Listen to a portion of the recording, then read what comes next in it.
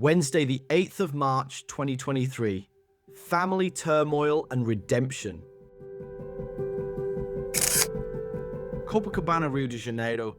30 degrees, hot, sunny, and slightly overcast. It is the 8th of March, Women's Day, and my mother's birthday. I had tried to call my mother early in the morning when Yasmin was with me before she went to school, but there was no answer. I tried again in the early afternoon, but it was busy again, so I was only able to get through in the early evening. She was happy to hear my voice, and she told me that her next-door neighbors, a Romanian family, had given her flowers and that she had had lunch out with a friend. Yasmin was also with me, so she could also wish her grandmother a happy birthday. My mother also voluntarily told me about the arrangements for her will. She told me where the will would be left and what had been decided concerning the house and her things. I have got a brother, Russell. He's 3 years younger than me, and we are like chalk and cheese. I will talk more about him in later posts, but now I would like to talk more about my mother. My mother, since I remember, has been an extremely difficult and opinionated person. My early memories of my mother are of her always having fights, arguments, etc. with everyone about anything.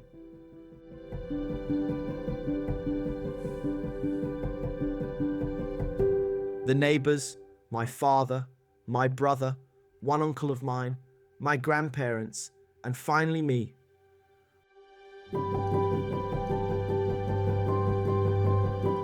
I did not and would not take sides with her in arguments against my father. I was very young, so she decided to declare war on me.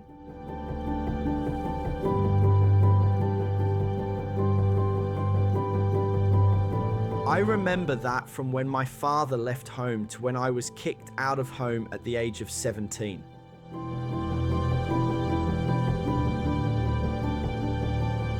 It was more or less 8 years of my life that was hell. I was the worst thing or person on earth for her at that moment. For her, I was responsible for all the problems in the world, including hers. At 17, she expelled me from her home, but that also is another story. What I would like to say is that whilst my mother was being a toxic person in relation to me, my brother was being protected and cared for by her. My brother was diagnosed with a hyperactive nature when very young, and the complicated and turbulent separation and divorce of our parents was so complicated that it resulted in my brother having a nervous breakdown. I think my mother had always tried to compensate for the failures of her marriage and life in general for my brother by trying to make everything right for him. As I was the second villain of the situation, my father was the first. As I have already stated, it was hell. Nowadays, I have realized that it was not by chance that I went to London alone. I lived in the streets for some time and eventually moved to Brazil, far from the aggro. It's interesting how life can take unexpected turns. For instance, my brother and I had very different experiences with our mother. While I struggled with her, my brother had an easier time.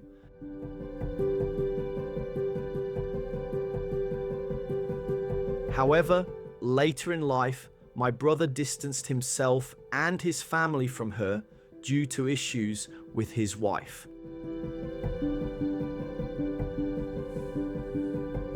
Meanwhile, I moved to Brazil, but continued to keep in touch and offer support to my mother, who is now in need.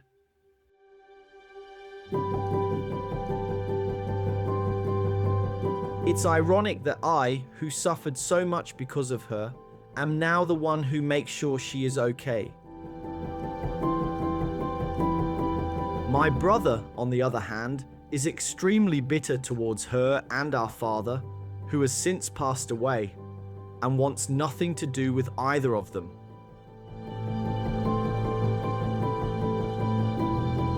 It's a reminder that life can take unexpected turns, even when we least expect it. Life often holds us accountable for our failures and hardships. It's like a business ledger, where we have both assets and liabilities, or positives and negatives. It's a balance, a scale that weighs how well we manage the challenges and difficulties that come our way in life. Although my mother is not a bad person, she can be extremely difficult to deal with. As a result, she has been estranged from her family for the past 20 years or so. Despite having 4 grandchildren, she has had very little, if any, interaction with them. I believe that life is inherently unfair.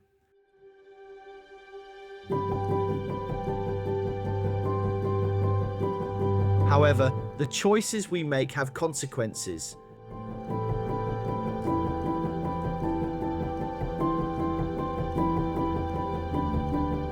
And we must be willing to pay the price for those consequences.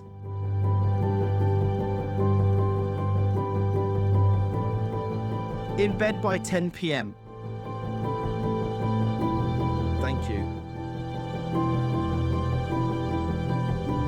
Thanks for reading my blog. Check out my other posts and share your thoughts in the comments.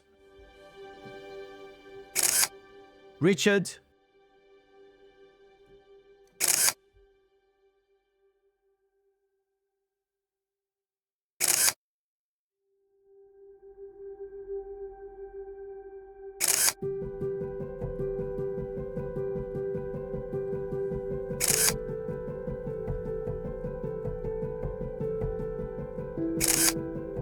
Photos by Richard George Photography.